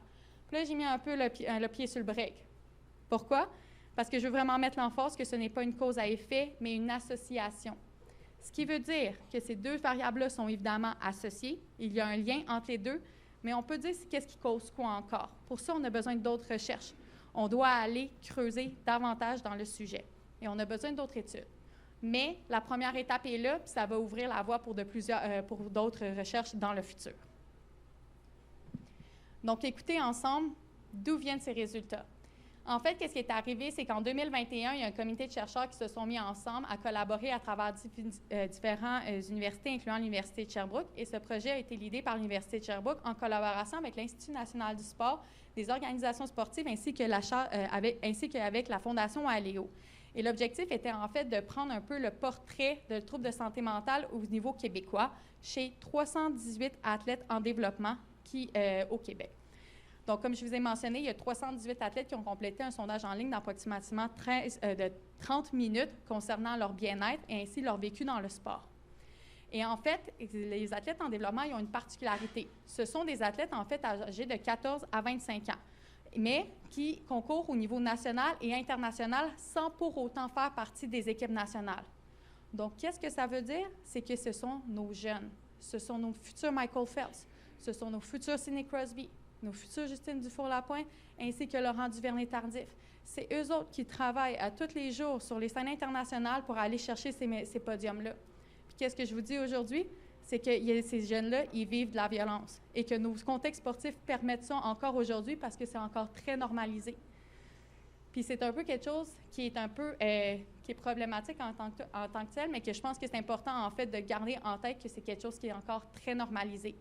Et en plus de tout ça, ce qui est important de mentionner, c'est qu'en plus de jongler avec les demandes, évidemment, de la haute performance, mais ils vont à l'école, souvent ils sont relocalisés dans d'autres environnements sportifs, ils sont éloignés de leur famille, donc il y a tous ces facteurs de risque qui viennent jouer en compte. Donc, écoutez, ensemble, je pense que c'est vraiment de se remettre un peu, de se poser la question si c'est vraiment un peu ces environnements-là qu'on veut pour nos jeunes. Puis aussi, de se poser aussi le fait de dire, bien, crime, oui, on veut aller chercher la médaille, mais il y a un impact qui est invisible, en fait, au niveau de la violence psychologique qui est sur nos jeunes présentement. Il y a un besoin d'éduquer, il y a un besoin de prendre conscience, puis un besoin, évidemment, de mettre des choses en place, des actions concrètes dans leurs environnements sportifs pour promouvoir leur développement, puis pas au détriment, en fait, de leur santé. On sait que les habiletés mentales peuvent fonctionner. On veut intégrer ça davantage dans nos milieux sportifs, mais encore plus, c'est qu'on veut le faire ensemble pour promouvoir le sport à long terme parce que les athlètes qui sortent mieux, ils restent plus longtemps dans leur sport, ils performent à un plus haut niveau, puis en plus de ça, ils reviennent une fois qu'ils ont pris leur retraite. Je vais prendre le temps de mentionner ce que je vous dis aujourd'hui, là, encore une fois, puis je réitère, le sport, c'est bon. C'est un véhicule, c'est un véhicule qui enseigne des valeurs fondamentales à nos jeunes. Okay? La discipline, la persévérance, le dépassement de soi, puis ça, on aime ça. L'objectif d'aujourd'hui, c'est pas de remettre le sport en question. C'est vraiment pas ça. Mais c'est vraiment de s'assurer que le revers de la médaille soit beaucoup plus associé avec l'apprentissage puis la résilience plutôt qu'avec la négligence et l'abus. Merci beaucoup.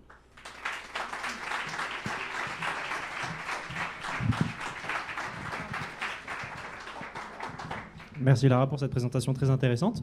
Est-ce qu'il y a des questions dans la salle? On en a une ici en avant. Si tu peux répéter après. Merci beaucoup pour ta présentation. C'était vraiment une belle présentation et super intéressante. En tant que consultante, qu'est-ce que tu dirais à un coach qui est convaincu que ça prend un certain niveau de violence psychologique pour que son athlète performe? Mais souvent, qu'est-ce que ça arrive? C'est souvent, ça peut marcher. S'il te plaît, juste répète la question pour que tout le monde entende. Merci. Dans le fond, la question, c'est est-ce que, comme consultante en performance mentale, qu'est-ce que je recommanderais à un entraîneur, en fait, qui a un peu cette mentalité-là de devoir utiliser l'abus psychologique à des fins de performance? C'est vraiment une très bonne question. Premièrement, qu'est-ce qui est souvent, c'est de la sensibilisation. Puis souvent, qu'est-ce qu'on voit, c'est très rare que des athlètes vont performer de façon constante à travers le temps quand il y a de l'abus psychologique. Souvent, ça va arriver, puis il va y avoir de la fatigue, il va y avoir de l'irritation. Souvent, l'indicateur, puis même de motivation, va évidemment ressortir. Donc, souvent, c'est d'aller questionner, puis d'aller parler, c'est de la sensibilisation avec l'entraîneur. Complètement, de mettre les faits, puis de dire, hey, notre objectif commun, évidemment, c'est de performer, mais comment qu'on veut performer? Moi, je dis souvent en anglais, c'est winning well. Là, on veut bien gagner, on veut bien faire ça. Puis c'est quelque chose que souvent qui est interpellant aux entraîneurs, puis de dire, j'ai jamais travaillé avec des entraîneurs qui ne voulaient pas le bien-être de leurs athlètes. Ils le voulaient de façon différente. Fait qu'est-ce que c'est la bonne façon de le faire? Donc, souvent, c'est très inconscient. C'est très inconscient, puis c'est ça devient beaucoup des questions de perception. T'sais, moi, je t'ai dit que tu étais arrivé en retard, puis que mettons, je dis n'importe quoi, là, mais que tu n'étais pas bon parce que c'est ça que c'est arrivé. Bien, dans certains cas, ça, à long terme, ça peut devenir un peu drainant, mais pour l'entraîneur, il est comme, je veux qu'il soit là. Fait que ça devient vraiment des questions de perception. Donc, c'est de s'asseoir, de sensibiliser, de poser des questions, puis de ramener qu'on veut bien gagner. C'est tout le temps ça l'objectif. On a le temps pour une petite question, si jamais. Oui.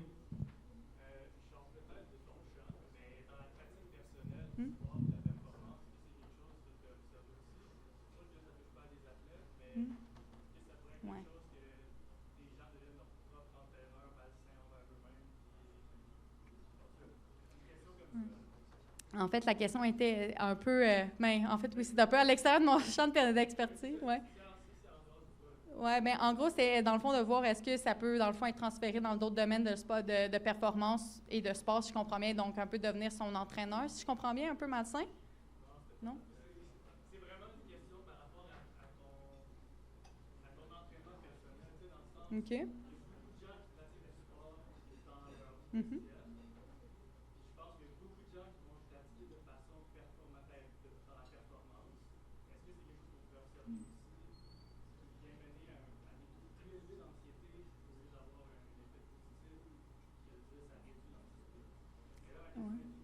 Oui. Mais si je comprends bien, c'est, mettons, dans ta pratique de sport personnel, mettons, moi, je m'en vais, je traîne, est-ce que la présence de violence psychologique peut être également présente dans d'autres sphères qui peut amener à des symptômes d'anxiété ou vraiment plus dans le fait de la relation avec ton sport? Fait que si ma relation avec mon sport peut arriver, écoutez, ça sera un peu de mon domaine d'expérience, d'expertise, je pourrais vous dire, c'est peut-être, je ne serais pas surprise de le voir, mais je ne peux pas confirmer avec certitude. Merci Lara. Merci. Merci. Si jamais il y a d'autres questions.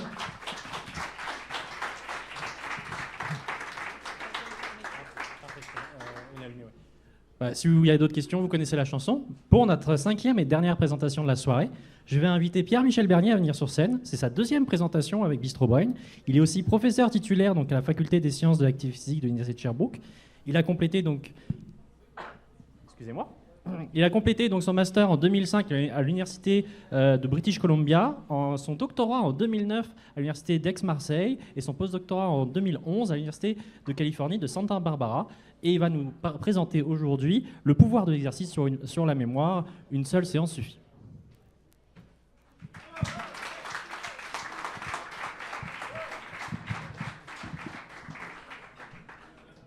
Rebonsoir tout le monde. Effectivement, je suis professeur à la faculté. Je m'intéresse aux neurosciences, notamment à l'apprentissage et au contrôle du mouvement. Puis ce soir, je vais vous présenter des données de recherche issues en partie de notre laboratoire, mais aussi de d'autres laboratoires qui vous démontreront à quel point l'activité physique aiguë, une seule séance d'activité physique, peut avoir un effet favorable sur la consolidation des mémoires motrices.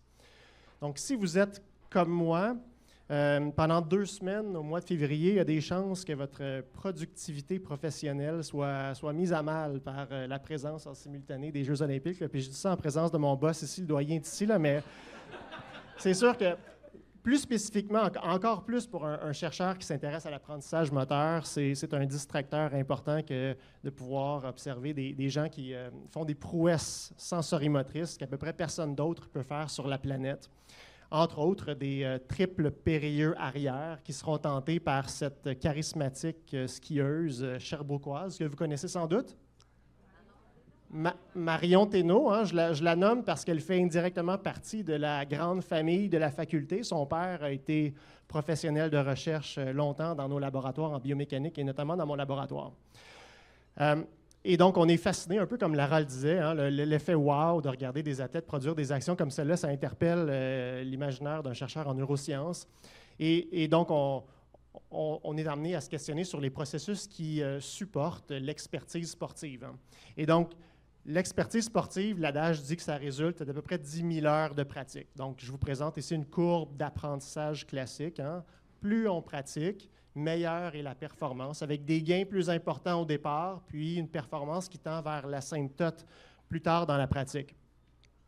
Donc, l'apprentissage moteur se définit comme un changement relativement permanent des habiletés qui résultent de la pratique. Donc, un facteur important, hein, comme je l'ai nommé, un changement relativement permanent, c'est que pour qu'on puisse attester qu'il y a réellement un apprentissage moteur qui ait lieu, on doit être en mesure de reproduire l'habileté dans le futur. C'est une chose que d'améliorer sa performance au jour J, mais on doit aussi reproduire l'habileté dans le futur pour qu'on puisse réellement statuer sur le fait qu'il y a eu une réorganisation pérenne des circuits cérébraux qui supportent le comportement. Et c'est ce qui nous intéresse au laboratoire, donc les processus qui supportent la mise en mémoire à long terme des habiletés motrices. On essaie de comprendre comment on optimise la rétention des mémoires motrices. Et l'objet de ma présentation d'aujourd'hui, c'est de vous convaincre de l'importance de l'activité physique aiguë pour stabiliser les mémoires qui émanent des mouvements qui sont pratiqués. Donc, en laboratoire, comment mesurons-nous l'apprentissage moteur? Bien entendu, on aimerait plonger dans le cerveau de Marion Thénault, mais vous réalisez bien qu'il est difficile de suivre les changements cérébraux qui opèrent au cours d'un apprentissage moteur qui prend place sur de nombreuses années. Donc, en laboratoire, on utilise des tâches ou des habiletés pour lesquelles l'apprentissage prend place sur une plage de temps beaucoup plus courte et donc tractable expérimentalement. Par exemple, des tâches de dessin en miroir. On utilise des tâches similaires à la tâche de dessin en miroir, un peu plus évoluées que ça, mais ça ressemble essentiellement à ça. Donc, on est tous ici des experts pour tracer les contours d'une forme géométrique si on la regarde directement. Toutefois, si je vous demande de tracer les contours de cette forme géométrique-là en la regardant à travers un miroir qui inverse les axes dans les 2 dimensions, vous allez trouver ça pas mal difficile. Puis, il y a des moments où on se sent incapable de bouger. Donc, on démontre de nombreuses erreurs en début de pratique. Ce qui est remarquable, c'est qu'au bout de 45 minutes ou 1 heure, on est en mesure d'améliorer dramatiquement sa performance à cette tâche-là et de recouvrir un niveau de performance qui est fort raisonnable. Pas aussi bon que sans le miroir, mais qui est quand même fort raisonnable. C'est donc dire qu'on est capable en 1 heure de passer d'un état de novice à intermédiaire, avancé. Et donc, ça nous permet, nous, de plonger dans le cerveau puis d'essayer de suivre les changements dans les circuits cérébraux qui supportent ces apprentissages moteurs-là. Ce qui est intéressant, c'est que lorsque on s'astreint à une séance de dessin en miroir et qu'on retourne à la maison et qu'on revient le lendemain, on montre une rétention de ces mémoires motrices-là. On est meilleur que ce qu'on était au début du jour 1. Donc, il y a eu une forme de changement pérenne dans les circuits cérébraux pour supporter ce comportement-là. Il y a 2 grandes forces dans le cerveau qui permettent à la fois d'améliorer dans un premier temps la performance et dans un deuxième temps de supporter la consolidation. Donc, qu'est-ce qui permet d'améliorer la performance? Donc, sur la base des erreurs, c'est le cervelet. Donc, une structure qui se loge à l'arrière de l'encéphale, qui est spécifiquement dédiée à la mesure des erreurs et qui interpelle le système moteur pour changer d'état sur l'essai subséquent. Donc, l'apprentissage, cette amélioration de la performance, elle est attribuable au cervelet. Et pour preuve, les patients qui souffrent d'ataxie cérébelleuse, une dégénérescence sélective du cervelet, sont strictement incapables d'apprendre à dessiner en miroir. Donc, ça, c'est une première contribution. Dans un deuxième temps, les phénomènes qui supportent la rétention des mémoires motrices sont attribuables à la répétition des mouvements qui prennent place, notamment dans la période asymptotique où on tend à répéter les mêmes mouvements. Donc, la coactivation répétée d'un circuit cérébral donné pour supporter un comportement va être le phénomène qui va amorcer le processus de consolidation des mémoires. Et ça a été nommé parmi les premières fois par un neuropsychologue canadien, Donald Hebb, qui a formulé des grandes phrases en neurosciences, « Neurons that fire together, wire together ». Donc, la coactivation répétée des neurones dans un circuit va amorcer le processus, la cascade neurochimique qui va permettre le développement de nouvelles synapses pour stabiliser cette mémoire-là à long terme. Et donc, on s'intéresse, nous, au laboratoire, à ces phénomènes qui supportent la consolidation des mémoires. Un exemple, ici, je vous présente les données d'une étude qui travaille auprès des patients atteints de sclérose en plaques. C'est un des axes de notre recherche qui vous montre bien à quel point les processus qui supportent l'acquisition sont différents et indépendants des processus qui supportent la rétention. Dans cette étude-là, ici, on a demandé à 2 groupes, des participants sains et des patients atteints de sclérose en plaques, d'apprendre à dessiner en miroir, à peu près la même tâche qu'un dessin en miroir. Ce qu'on observe dans la phase d'acquisition le jour 1, c'est que les 2 groupes sont en mesure d'améliorer leur performance à peu près de la même façon. On leur demande de retourner à la maison et de revenir le lendemain pour nous exprimer ce dont ils se rappellent de la journée 1. Et ce qu'on observe, c'est que, voyez-vous, les points en bleu, donc les participants contrôle, montrent une relativement bonne rétention. Leur performance, elle est meilleure le jour 2 qu'elle ne l'était le jour 1. Donc, le processus de consolidation a permis de maintenir à long terme l'acquisition des compétences apprises la veille. Au contraire, les patients atteints de sclérose en plaques semblent avoir oublié ce qu'ils avaient réalisé la veille. Donc, en dépit d'une performance identique le jour 1, on observe un déficit sélectif de la consolidation qui fait en sorte que le jour 2, ils reviennent à peu près à la même place que le jour 1. C'est comme s'ils n'avaient pas réussi à stabiliser en mémoire à long terme les apprentissages qui ont été faits le jour 1. Donc, ça suggère qu'il y a un problème. On ressent ici là, que dans le contexte de la sclérose en plaques, on observe un déficit sélectif au niveau de la rétention des mémoires motrices. Et mon message ce soir, c'est que pour contribuer à maximiser la consolidation des mémoires motrices, on peut utiliser l'activité physique aérobie aiguë, donc une seule séance d'activité physique aérobie. Cette étude-là l'a bien montré. Donc, dans cette étude-là, on a demandé à 2 groupes de participants sains identiques d'apprendre une tâche qui ressemble à dessiner en miroir. Donc, dans le contexte du jour 1, on observe que les deux groupes sont en mesure d'améliorer graduellement leur performance. Il semble y avoir des différences dans les points, mais il n'y en a pas. Donc, les deux groupes apprennent de la même façon. Ils retournent chez eux, ils reviennent nous voir le lendemain. En fait, la seule différence, donc, ici, c'est que le groupe en rouge a fait 20 minutes d'exercice aérobie à intensité élevée après la séance de pratique. Le groupe en bleu n'a rien fait. Ils se sont assis puis ils se sont reposés. Et on leur a demandé de revenir le lendemain, nous montrer ce dont ils se rappellent de leur apprentissage du jour 1.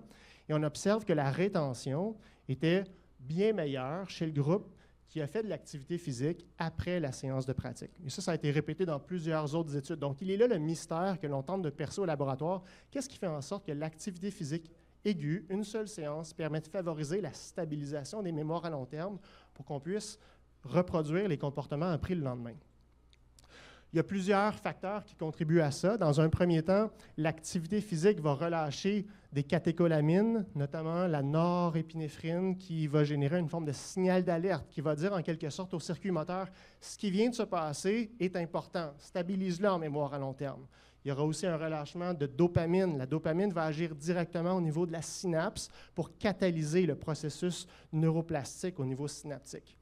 Il y aura aussi un relâchement de facteurs neurotrophiques dérivés du cerveau, une protéine qui va être exprimée par l'activité physique, qui a un rôle critique à jouer dans la croissance neuronale et dans la synaptogénèse, la genèse de nouvelles synapses qui vont donc contribuer à la consolidation des mémoires motrices. Enfin, l'activité physique va augmenter l'excitabilité du cerveau, qui est directement liée à l'augmentation de cette coactivation-là répétée, comme le suggérait Donald Hebb au siècle dernier. Donc, c'est comme si l'activité physique aiguë créait une forme d'environnement neurochimique qui était favorable à l'induction de changements neuroplastiques dans le cerveau et qui donc mène à cette consolidation qui est améliorée. Ça a plusieurs implications, ce type de travail-là. Dans un premier temps, ce qui est absolument faisable, c'est de jumeler des séances d'activité physique aiguë à des contextes où on souhaite apprendre un mouvement ou même des mémoires dites déclaratives. Les mémoires des faits, c'est vrai aussi. On parle des mêmes types de changements neuroplastiques. Donc, activité physique aérobie est mieux que l'activité physique en résistance. L'intensité élevée est ce qui est prescrit, donc c'est favorable par rapport à l'activité physique à intensité modérée. Donc, 20 minutes suffisent. On peut penser à un entraînement par intervalle, par exemple. Et il est optimal de faire cette séance de 20 minutes d'exercice aérobie à intensité élevée juste après la séance de pratique pour maximiser l'utilité de la séance de pratique. Ça a plusieurs implications dans le contexte de la performance, que ce soit sportive ou artistique. Si on souhaite maximiser les chances de stabiliser à long terme la pratique de piano du mardi soir, on peut y adjoindre un 20 minutes d'ergocycle ou de jogging juste après. On va s'en rappeler davantage le lendemain. Ça a aussi un impact en milieu scolaire. Souvent, en milieu scolaire, on pense à l'activité physique ou la récréation ou le cours d'éducation physique comme étant favorable pour l'attention et la concentration des élèves de façon prospective plus tard, mais ça a aussi un impact sur la consolidation des mémoires du cours de géo qui viennent juste d'avoir lieu. Puis en dernier lieu, c'est aussi vrai pour la réadaptation, la rééducation fonctionnelle pour des patients qui ont subi des accidents vasculaires cérébraux, qui réapprennent à parler, à marcher ou à bouger le membre parétique. Cette heure est mise là chez le physio le mardi ou le jeudi. Si on y adjoint une période d'activité physique aiguë à l'issue de cette période de pratique-là, tous les gains, on va maximiser l'utilité en fait des essais de pratique qui ont été conduits pendant la séance, puis on va maximiser les chances que cette personne-là puisse transférer les acquis plus tard. Donc, il y a plusieurs impacts potentiels à ça. Voilà, je pense que ça doit faire peut-être bientôt 10 minutes. Je ne sais pas, je n'ai pas eu le warning sign, mais voilà. Donc, je remercie notamment Zivar Beraghi et Eva Brison, deux étudiantes au doctorat qui travaillent sur ces thématiques de recherche-là. Et voilà, merci.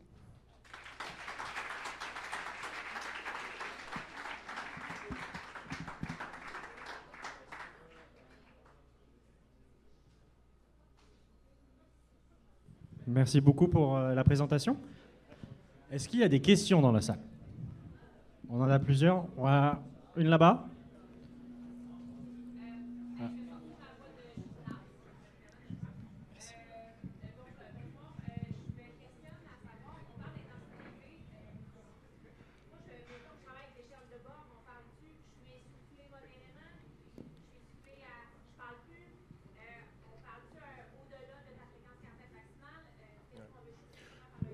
La majorité des études... Oui, pour répéter la question, on me demande de spécifier la nature de l'exercice aérobie aigu puis les paramètres de l'exercice. La majorité des études ont utilisé des paramètres, des entraînements par intervalle. Donc, on parle de 80 de la fréquence cardiaque maximale pendant 3 minutes, intercalée de périodes de repos. Donc, à l'intérieur de 20 minutes, on fait trois intervalles à haute intensité à peu près. Donc, c'est ce qui relâche le plus les substances neurochimiques dont j'ai parlé. La pratique, l'exercice aérobie modéré a aussi des impacts, mais il semble que l'effet est plus bénéfique à intensité élevée. Oui. C'est peut-être pas votre champ d'expertise, mais jusqu'à quel âge l'aérobie aiguë a-t-elle un impact sur la rétention? Et là, je fais un lien avec la capsule dans les écoles où est-ce qu'on parlait que l'activité modérée à élevée fait vraiment une différence au niveau des apprentissages scolaires. Ou physique, tu sais. Il y a des études qui ont montré des effets favorables à tout âge. Hein, les mécanismes fondamentaux qui supportent l'induction de changements neuroplastiques dans le cerveau, ils opèrent tout au long de la vie. Donc, c'est vrai tout au long de la vie. Après ça, peut-être que la magnitude de l'effet peut être modérée par l'âge. Mais ça a été observé chez les patients atteints d'AVC, donc notamment la rééducation fonctionnelle chez des patients qui ont subi des AVC. Donc, c'était une tranche d'âge assez élevée. Les effets favorables ont été démontrés. Merci. Merci. Ça va conclure la période des questions. Si jamais il y a encore des questions, vous pourrez aller... Excusez-moi, vous pourrez aller lui parler après, ou du compte après coup dans le Boc et Bière pour continuer la discussion. Donc je vous remercie.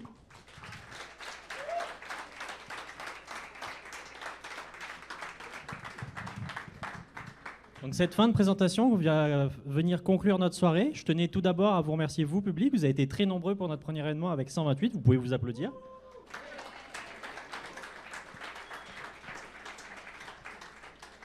On peut aussi remercier encore à nouveau tous les présentateurs pour le travail qu'ils ont fourni pour justement venir vous présenter leurs différents travaux.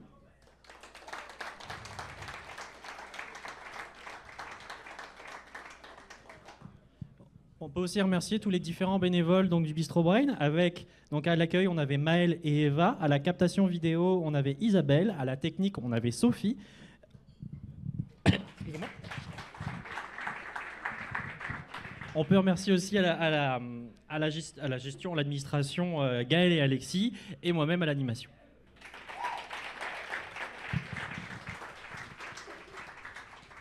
On peut aussi remercier le staff du BOC qui, ce soir, avec au service, on avait Tristan, Loïc et Bastien, et en cuisine Rock, qui nous ont permis de passer un bon moment ici.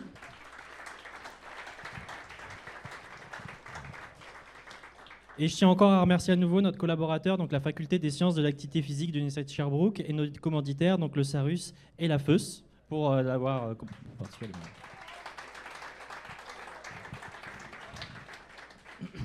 Je vais vous inviter aussi à notre prochain événement qui donc se tiendra le 11 février, ici même, même heure.